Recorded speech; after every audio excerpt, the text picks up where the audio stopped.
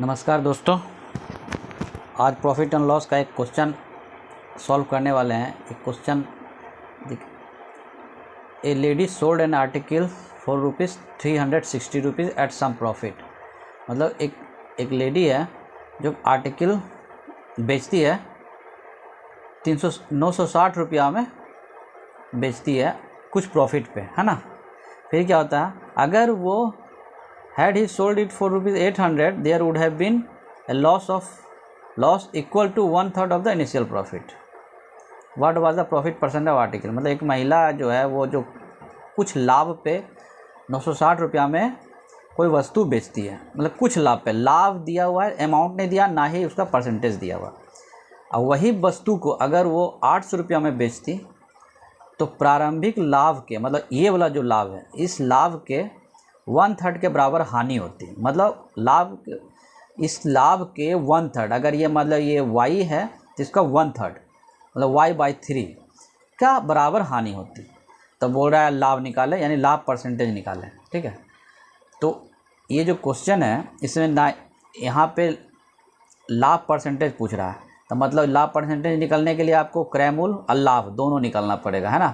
का profit percentage का मतलब ये था profit divide by CP cost price into 100, है ना, ये होता है। तो ये निकालना पड़ेगा, पहले प्रॉफिट निकालना पड़ेगा, फिर परचेज प्राइस निकालना पड़ेगा, ठीक है, निकल जाएगा।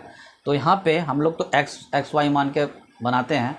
जैसे कि मान लिया परचेज प्राइस क्या है, x, परचेज प्राइस x है, अब प्रॉफिट y, मतलब परचेज प्राइस जो CP हुआ x, अब प्रॉफिट मान लिए y, है ना, ये हम लोग मान लिए।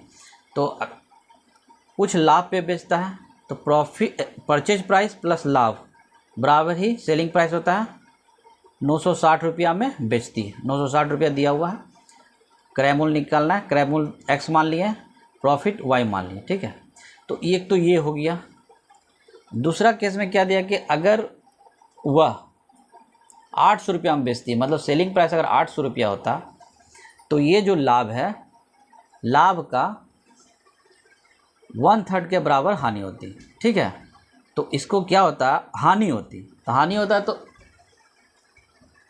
माइनस होता, है ना। तो ये परचेज प्राइस माइनस ये जो लाभ है, ये लाभ का 1/3, लाभ का 1/3, लाभ अगर मान लिया y था, या तो पहले ही मान लिया लाभ का 1/3 हानि होता, तो ये जो है ये हानि होता है ना।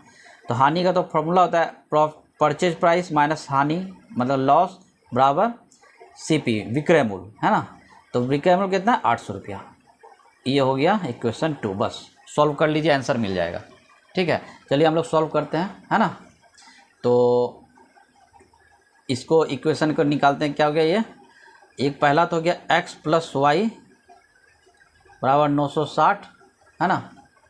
और दूसरा क्या है 3x - y बराबर 2400, ये हो गया, है ना।